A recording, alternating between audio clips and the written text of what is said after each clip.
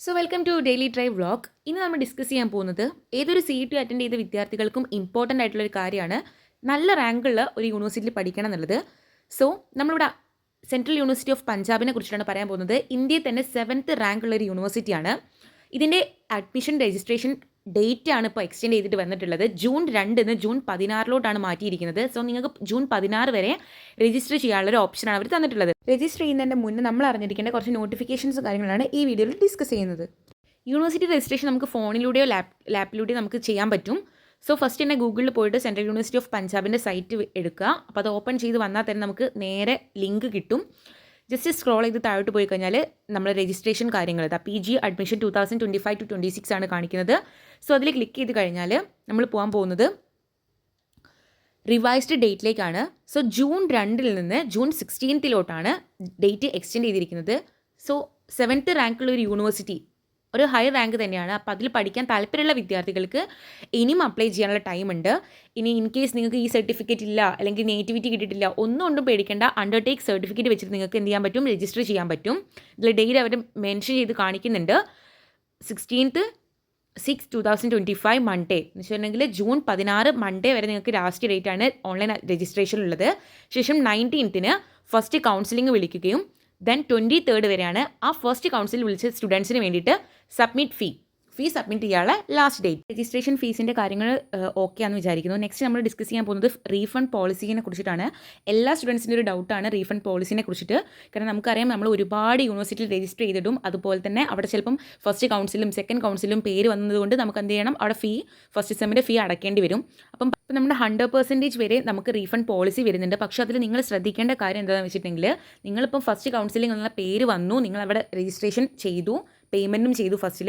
So പക്ഷേ നിങ്ങൾ എപ്പോഴാണോ ആ ഒരു അഡ്മിഷൻ ക്യാൻസൽ ചെയ്യുന്നത് ആ ടൈം വെച്ചിട്ടായിരിക്കും നിങ്ങൾക്ക് എന്ത് ചെയ്യുക, റീഫണ്ട് പോളിസിയിൽ എത്ര % കിട്ടുക എന്ന് പറയാം. അത് അവരെ പ്രത്യേകം അവരുടെ സൈറ്റിൽ റീഫണ്ട് പോളിസിയിൽ പറയുന്നുണ്ട്. 100% before formally notified last date of അഡ്മിഷൻ്റെ 10 ദിവസം 15 ദിവസം മുന്നേ ആണെങ്കിൽ കറക്റ്റ് എങ്ങനെയാണെന്ന് പറഞ്ഞു തരും, എത്ര % ആണെന്നും അവർ മെൻഷൻ ചെയ്യും.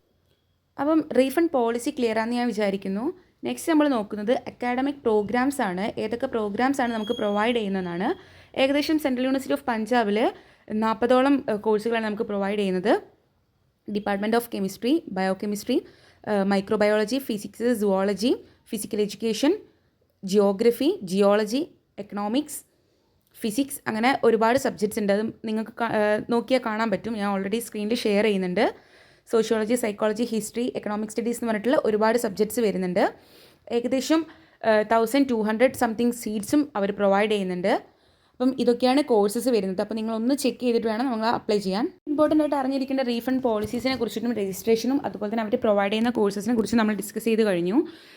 ഇനിയിപ്പം ഒരു കേരളത്തിൽ നിന്ന് അപ്ലൈ ചെയ്യുന്ന ഒരു സ്റ്റുഡൻസിനെ സംബന്ധിച്ചിടത്തോളം അറിയേണ്ടതായിരുന്നു ഹോസ്റ്റൽ ഫെസിലിറ്റീസ്, പിന്നെ അതുപോലെ തന്നെ അവിടെ കിട്ടുന്ന സ്കോളർഷിപ്പും കാര്യങ്ങളും. സോ ഞാൻ അവിടെ പഠിക്കുന്ന ഒരു വിദ്യാർത്ഥി എന്ന നിലയ്ക്ക് ഹോസ്റ്റൽ ഫെസിലിറ്റീസ് പ്രൊവൈഡ് ചെയ്യുന്ന ഒരു യൂണിവേഴ്സിറ്റിയാണ്. ഗേൾസിനും ബോയ്സിനും സെപ്പറേറ്റ് ഹോസ്റ്റൽ ഫെസിലിറ്റിയും അതുപോലെ തന്നെ മെസ് ഫെസിലിറ്റി ഈ കാര്യങ്ങളൊക്കെ ഉണ്ട്. ഇനിയിപ്പം സ്കോളർഷിപ്പിനെ കുറിച്ചിട്ടാണെങ്കിൽ നിങ്ങൾ അഡ്മിഷൻ എടുത്തു കഴിഞ്ഞാൽ ഒരു ഗ്രാൻഡ് സ്കോളർഷിപ്പ് വരുന്നുണ്ട്. അതുപോലെ തന്നെ സെൻട്രൽ ഗവൺമെൻറ്റിൻ്റെ മറ്റ് സ്കോളർഷിപ്പിന് നമുക്ക് അപ്ലൈ ചെയ്യാൻ പറ്റും. ഡിഗ്രി ബേസിലെ മാർക്ക് വെച്ചിട്ടും എല്ലാ കാര്യങ്ങളും വെച്ചിട്ടും നമുക്ക് അപ്ലൈ ചെയ്യാൻ പറ്റും. അത് കിട്ടുന്നൊരു യൂണിവേഴ്സിറ്റിയാണ്.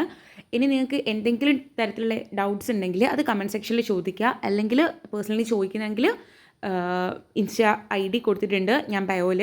സോ അതിൽ നിന്ന് ചോദിക്കാം. അപ്പം അപ്ലൈ ചെയ്യാനുള്ള ആൾക്കാർ എത്രയും പെട്ടെന്ന് രജിസ്റ്റർ ചെയ്യുകയും അപ്ലൈ ചെയ്യുകയും ചെയ്യുക. കാരണം നമുക്ക് ഡേറ്റ് ഇനി 2 ഡേയ്സും പാടേ ഉള്ളൂ. 16 ക്ലോസ് ചെയ്യും. ഇനിയിപ്പോൾ നിങ്ങൾക്ക് എന്തെങ്കിലും ഡൗട്ട് ഉണ്ട്, രജിസ്ട്രേഷൻ എങ്ങനെ ചെയ്യാമെന്ന് അറിയത്തില്ല ഫോണിൽ അഥവാ ലാപ്പിൽ എന്നുണ്ടെങ്കിൽ ഇതാ മോളിൽ ഞാൻ ഇപ്പോൾ സ്ക്രീൻ ഷെയർ ചെയ്യുന്ന സമയത്ത് ലോഗിൻ എന്നുള്ളൊരു കാണാം നിങ്ങൾക്ക് മുകളിൽ. ആ ലോഗിൻ എടുത്തു കഴിഞ്ഞാൽ നിങ്ങൾക്ക് സാധാരണ നിങ്ങളുടെ ഡീറ്റെയിൽസും കാര്യങ്ങളും ആഡ് ചെയ്ത് കൊടുത്താൽ പിന്നെ 5 സ്റ്റെപ്സ് ആണ് വരുന്നത്. അതിലായിരിക്കും നിങ്ങൾ സർട്ടിഫിക്കറ്റ്സ് ഒക്കെ അപ്ലോഡ് ചെയ്യേണ്ടത്. അപ്പോൾ ഓൾറെഡി പറഞ്ഞു അണ്ടർടേക്കിംഗ് നമുക്ക് വെക്കാം ഞാൻ ഫസ്റ്റ്. കാരണം ഏതെങ്കിലും സർട്ടിഫിക്കറ്റ് കയ്യിലില്ല എന്ന് വിചാരിച്ചിട്ട് നിങ്ങൾ രജിസ്റ്റർ ചെയ്യാതിരിക്കേണ്ട. കാരണം നല്ലൊരു ഓപ്പർച്യൂണിറ്റിയാണ്, മിസ്സാക്കാണ്ട് മാക്സിമം രജിസ്റ്റർ ചെയ്തിട്ടുള്ളൂ. ഇനി എന്തെങ്കിലും തരത്തിലുള്ള ഡൗട്ടോ കാര്യങ്ങളുണ്ടെങ്കിൽ നിങ്ങൾക്ക് ചോദിക്കാം. ഏതെങ്കിലും സർട്ടിഫിക്കറ്റ് കയ്യിലില്ല എന്ന് വെച്ചിട്ട് നിങ്ങൾ ഒരിക്കലും രജിസ്റ്റർ ചെയ്യാണ്ട് നിൽക്കരുത്. അപ്പം ഇനി കൂടുതൽ നിങ്ങൾക്ക് എന്തെങ്കിലും അറിയണമെങ്കിൽ എനിക്ക് പേഴ്സണലി മെസ്സേജ് അയച്ചോളൂ. അതുപോലെ തന്നെ കമൻറ്റ് സെക്ഷനിൽ ചോദിക്കാം. സോ ഇതുപോലുള്ള ഇൻഫോർമേറ്റീവ് വീഡിയോസ് നിങ്ങൾക്ക് വേണമെങ്കിൽ please subscribe my channel. Okay, thank you.